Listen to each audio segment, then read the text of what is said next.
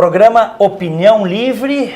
Lembrando às senhoras e aos senhores que nós estamos no canal 20 da NET no Rio Grande do Sul, também no Facebook e no YouTube. Se você está nos assistindo no YouTube, inscreva-se para receber as atualizações do nosso canal.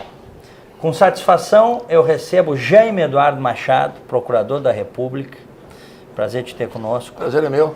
Boa noite. Tudo bem? Tudo bem. Quantos anos como procurador hoje? Tu já, de certa forma, penduraste a chuteira. Eu ingressei no Ministério Público com 40 anos. Já ingressei meio tarde. Né? Segui uma vocação que eu desviei do jornalismo. Né? Sim, porque eu tu foste... comecei como jornalista e sou jornalista profissional com registro do Ministério do Trabalho. É uma coisa rara. Me lembro que eu aproveitei um lapso naquela legislação no tempo do Jânio, depois da renúncia dele. Então, todos aqueles que exerciam função em empresa jornalística que implicava em redação, eu era redator lá de vários programas, poderiam se inscrever no Ministério do Trabalho como jornalista profissional. É um título que eu tenho até hoje com muito orgulho, além de Procurador da República aposentado. Eu desempenhei aqui em Porto Alegre um período, consegui chegar à chefia, né, e depois fui para Brasília e lá aposentei. Confesso que a minha aposentadoria foi meio precoce. A exemplo do presidente Temer, né, que fez o meia-culpa, eu também faço isso. Mas, de qualquer maneira, acho que no período em que eu exerci as funções aqui, eu, no mínimo, dei tudo de mim para que o Ministério Público se tornasse, principalmente que se trabalhou na época, eu ingressei antes do período da Constituinte de 88, a Constituição de 88 é que deu essa feição ao Ministério Público. Quer dizer, o Ministério Público, nos estados e no âmbito federal, era um mero departamento, digamos assim, do Ministério da Justiça, o federal, e da Secretaria de Justiça, o Ministério Público local. Não tinha independência? Não tinha independência, autonomia. Para investigar os poderosos, então, nem fala. Não havia condições. Nós éramos, inclusive, induzidos amigavelmente a dar, em mandado de segurança, parecer sempre favorável à autoridade coatora, que era o responsável pelo ato, né, coimado de ilegalidade. Mas então, se você me perguntar quais foram as instituições que mais evoluíram nesse período, a partir da Constituição, foram seguramente o Ministério Público, né, que se desvinculou do Poder Executivo, ao qual estava atrelado, que as constituições anteriores, todas elas eram divididas em 3 poderes. Né? Dentro desse poder devia caber todas as instituições. E o Ministério Público ganhou autonomia, sendo considerado como instituição indispensável à administração da Justiça. E a outra instituição, a Justiça Federal, que havia lá desde o tempo do Getúlio, se não me engano, mas completamente adormecida, né? E adquiriu uma feição, assim, de desenvolvimento impressionante. Cada vez que eu entro no prédio aqui da velha Procuradoria da República, eu fico imaginando o que era isso aqui, quando eu aqui ingressei, em Brasília, inclusive, né? O prédio que se ocupou lá no início, quando eu fui, em 1980, era um prédio que no projeto lá do Niemeyer era um hospital.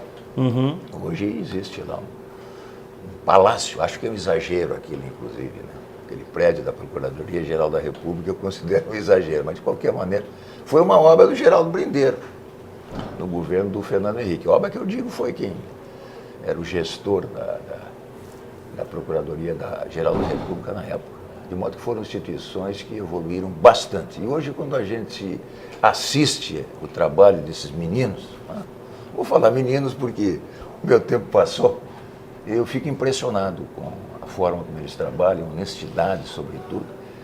Digo, acho que nós temos que saudar uma nova geração que está surgindo aí, inclusive no âmbito político, né? Mas por prefeitos locais, mas, gente nova, isso aí é fundamental. Ainda no aspecto do Ministério Público Federal, por isso que eu te fiz a pergunta, quando é que tu tinhas entrado e tal. Porque... Eu entrei só para resumir, sem querer te interromper, para situar bem as pessoas, eu entrei no período, né, em que estava se esgotando o regime militar. Né, e nós, né, na época, todos, trabalhamos num lobby muito forte, junto à Constituinte, aos deputados, para que o Ministério Público tivesse essa feição. Tivesse independência. Independência, autonomia. Porque nada disso que nós estamos vendo hoje, em termos de Lava Jato, aconteceria Em absoluto. Se não tivesse aquela força-tarefa liderada pelo Dr. Deltan Dallagnol. Sem dúvida. Ministério Público Federal. Dúvida, Lógico que você tem outros componentes ali, tem Polícia Federal, tem o próprio Moro, a Justiça Federal, mas os procuradores é que estão mostrando, estão fazendo, olha, estão sendo um grande orgulho. Aquele time ali está sendo um grande orgulho para o Brasil. Nós temos, obviamente, que admitir que, por vezes, há atos, atitudes que aparentemente são atitudes um pouquinho além, digamos assim, do habitual. Há excessos, Agora, qual é o único parâmetro que nós temos para avaliar se o trabalho é um trabalho adequado, conforme a legislação ou não? São os recursos.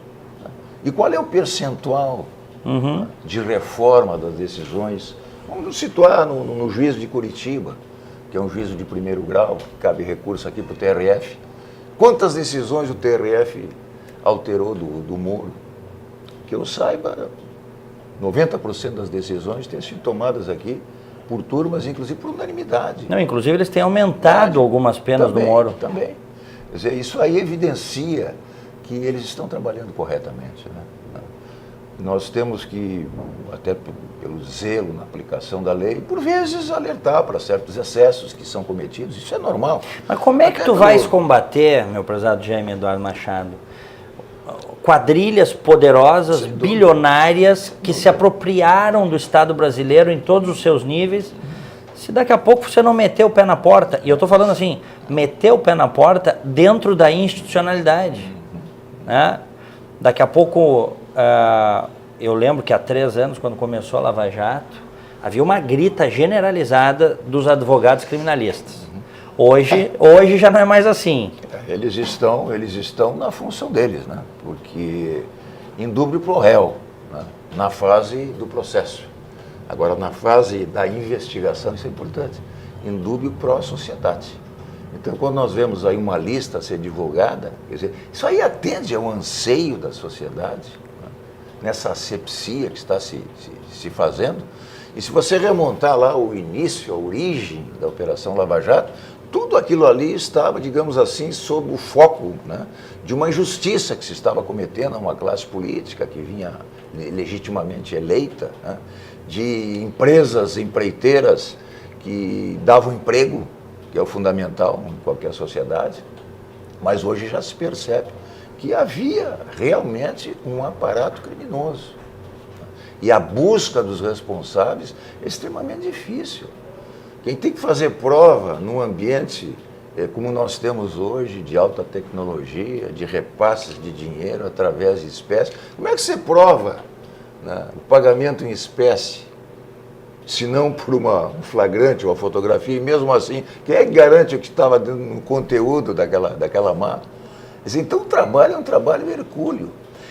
O Moro, nós sabemos todos, se espelhou basicamente na Operação Manipolítica, a Operação Mãos Limpas na Itália. E naquela operação se demonstrou extremamente, não só eficaz. Eu costumo dizer que essa justiça que o Moro faz, às vezes exagerando um pouquinho, é a tal justiça eficaz, né?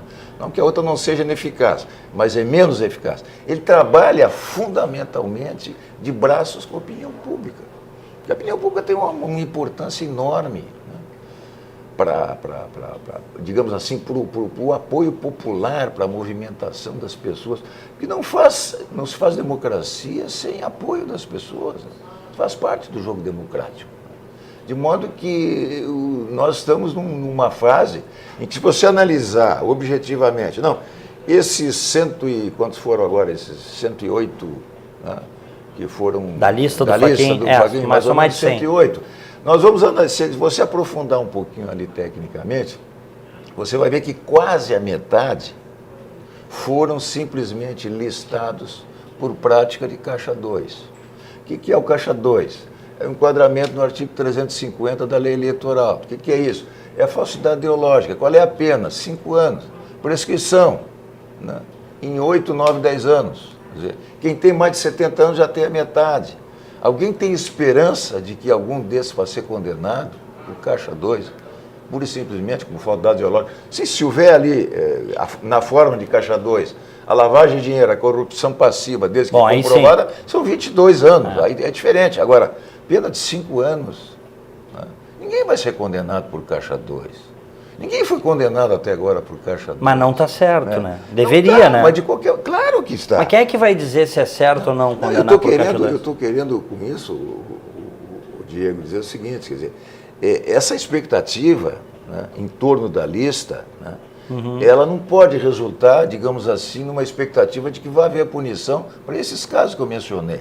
Em 68 você tem ali, esses são, se não me engano, 48 que estão listados apenas como Caixa 2. É, praticamente a metade. Praticamente a metade. Quer dizer, em relação a esse, não se espera a penalização, até porque grande parte deles já dobrou o cabo dos 70 anos. Né? E aí a prescrição é pela metade. Quer dizer, os advogados de defesa trabalham basicamente no processo penal com duas coisas. As nulidades, e aí eu lembro essa questão do rol das 88 testemunhas, né? Do Moro, ele está certo ou está errado? Em relação ao Lula? Em relação ao Lula. Sim, só para o Lula rolou 87 testemunhas. Né? E o Moro, tá, ok, vamos botar, mas tu tem que estar presente em todas as audiências. Seguinte, tá, tudo bem, aí chego no ponto. E se ele não estiver presente? Ou se ele obrigá-lo a estar presente e adiá-lo, ele não levanta uma nulidade. O advogado de defesa trabalha nisso. Eu não sei se com isso o Moro não esteja mais uma vez, talvez seja o caso, trabalhando com opinião pública. Quer dizer, eu vou mostrar que, na realidade, essas 88, 87 testemunhas se prestam exclusivamente a procrastinar o processo. Sobre esse aspecto, sim. Agora, chegar lá na hora da audiência e ele não estiver presente, não há nada que ele possa fazer. Se ele fosse um réu sob prisão preventiva decretada, que tivesse obrigado a comparecer, ele teria alguma penalidade. Agora, no caso, não. O direito americano é bem diferente, né? A gente até vê nos filmes... É mais prático. A gente vê nos filmes de júri, às vezes o advogado bota 4, 5 testemunhas e quer botar mais uma meia dúzia, e o juiz disse, não defiro. E o advogado fica bravo e ele diz, está definido, pá, e são aquelas e ponto final. Ele pode, ainda no direito brasileiro, o juiz tem um apoio técnico para tomar essa decisão. Por exemplo, houve lá uma testemunha relacionada, são 8 por fatos, por fato.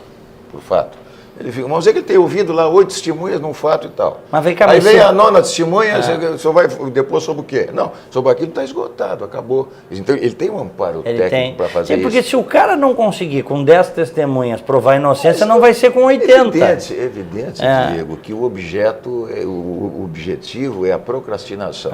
O advogado trabalha com duas coisas. Uma são as nulidades, que podem decorrer de uma atitude dele que vá contra essas questões relacionadas com o limite de testemunhas e tal, a obrigação de comparecer. E a outra é a prescrição. E essas coisas estão imbricadas. Porque na medida que o juiz dá ensejo a uma nulidade, né, vai haver recurso, etc., o processo vai parar, e depois que acontece a denúncia, a prescrição vai correndo. Ela vai correr. Então o advogado trabalha basicamente com essas duas coisas, com as nulidades e com o tempo. Né? Costumo dizer que a prescrição é aquela dama, né, dos olhos da cor do tempo, que olha sempre no horizonte, né? Quer dizer, tudo para ela é o que vem depois, que ninguém sabe. Quer dizer, 2/3 dos processos nos últimos 10 anos, criminais que passaram pelo Supremo Tribunal Federal, talvez até mais, mas 2/3 seguramente prescreveram. E essa perspectiva agora... Foro privilegiado. Mas no caso do Lula não é foro privilegiado, né? Não, mas não tem, aí não tem diferença. A questão da prescrição... Não, mas é que no Supremo leva mais tempo, Supremo, né? Claro, leva... Assim, esse percentual você não não vai na primeira instância. Só que nós temos aqui no Brasil, nós temos 4 instâncias praticamente. É o juízo individual, é o juízo de primeiro grau, é o recurso para o TRF, no caso específico, é o recurso para o TRF, né? É o recurso eventualmente lá para o STJ e o recurso para o Supremo, que é a Corte Constitucional. É que o Supremo está soberbado. Mas é muito recurso, né? Mas evidentemente que é. É que nós temos uma Constituição, se nós formos analisar mais profundamente, grande parte desses problemas se iniciam, né, pela prolixidade da Constituição. A Constituição tem mais de 1.000 dispositivos entre artigos, incisos, letras, etc., E aquele que vai interpretá-la, né, tem 1000 situações. Você vê em que implicaria a criminalização da hermenêutica. Uma Constituição. Está lá. Você pega a Constituição americana, tem princípios. Claro. As constituições Tá lá. tradicionais, Uhum. né, são princípios. É. A nossa é como se fosse um código. Né? Então, mais de 1000 dispositivos, seguramente. Ô Jaime, está na hora, na tua opinião, de se jogar fora essa Constituição e fazer uma nova? É muito difícil. Não? Você vê o seguinte, quem é que vai... Vamos supor que seja uma Constituinte exclusiva. Constituinte exclusiva significaria que não seriam legisladores. Em primeiro lugar, quem é que vai escolher quem para redigir essa nova Constituição? No voto, né? Podia fazer pelo voto. Aí tudo bem, seria um plebiscito. Sendo exclusiva. Seria sendo exclusiva. O cara só é eleito para Agora, aquilo. eu vou esperar que uma Constituição que... Eu não tenho posição acerca a única convicção que tenho, os juristas pelo menos, é de que essa Constituição é excessivamente detalhista, né? E permite centenas de interpretações que tornam difícil a sua aplicação.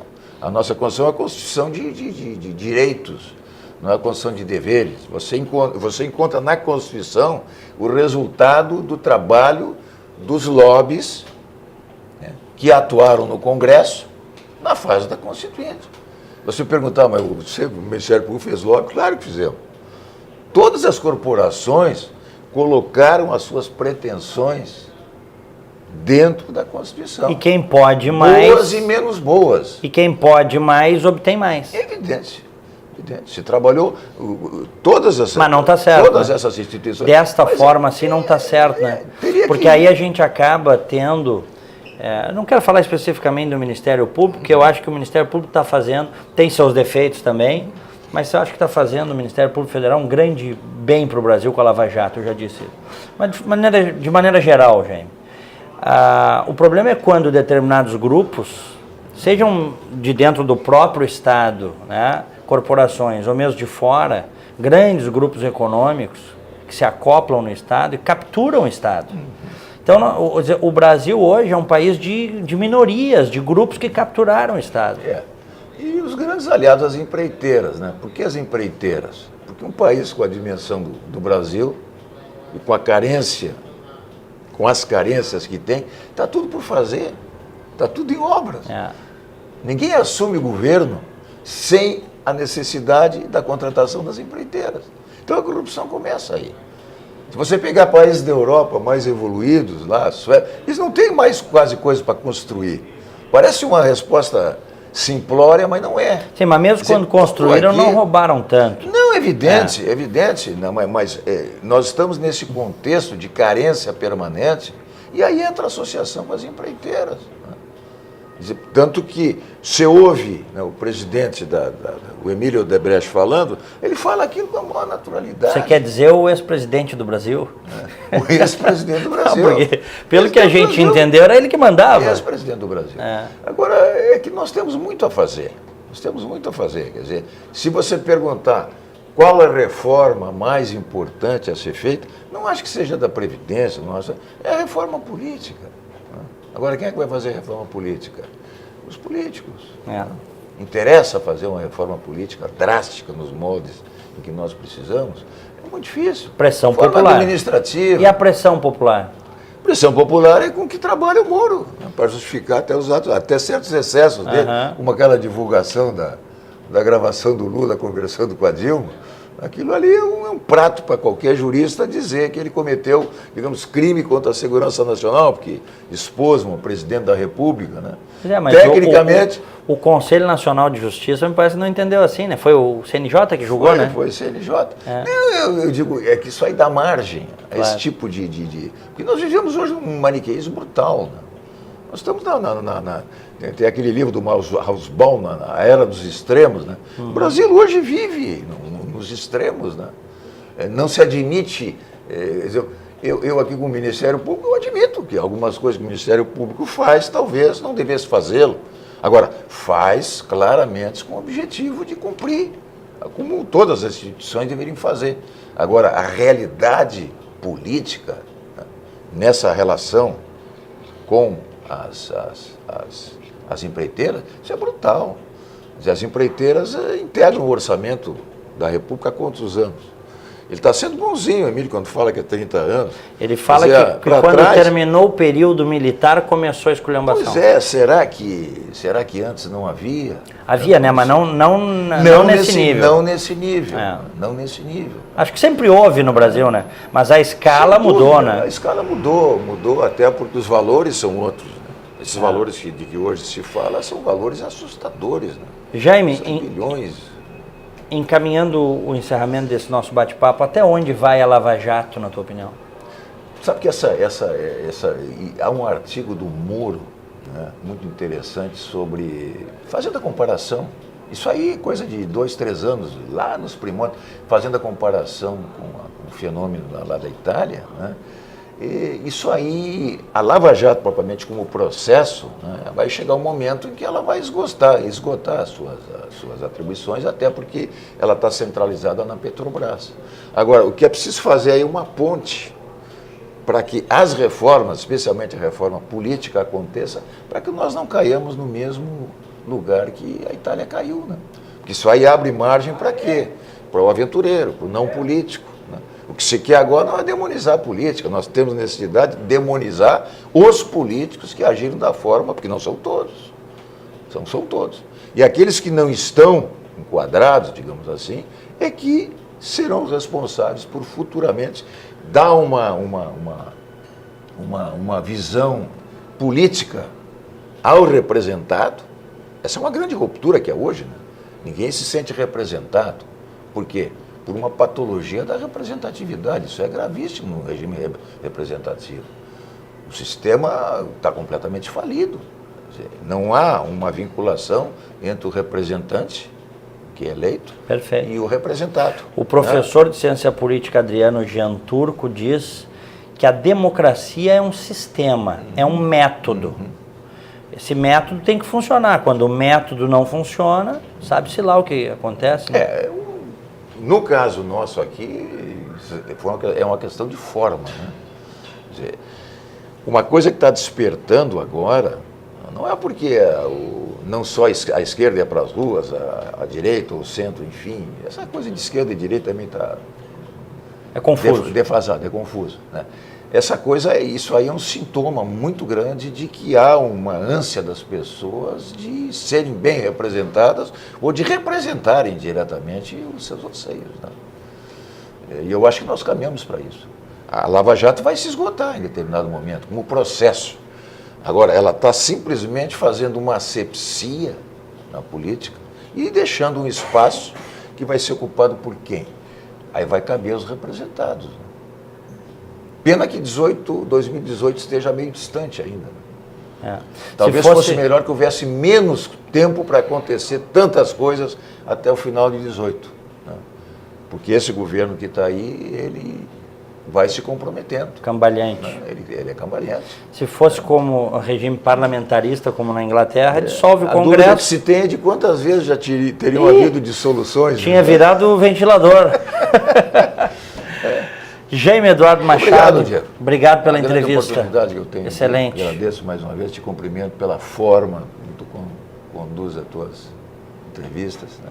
Nós temos muita satisfação em te ouvir, assistir o teu trabalho. Obrigado. Eu acho que o Brasil precisa disso, renovação, né? Não só pela idade, mas pela mentalidade, principalmente. Muito obrigado. Este é Opinião Livre. Se você está nos assistindo no YouTube, inscreva-se no nosso canal e receba as atualizações. Fiquem conosco.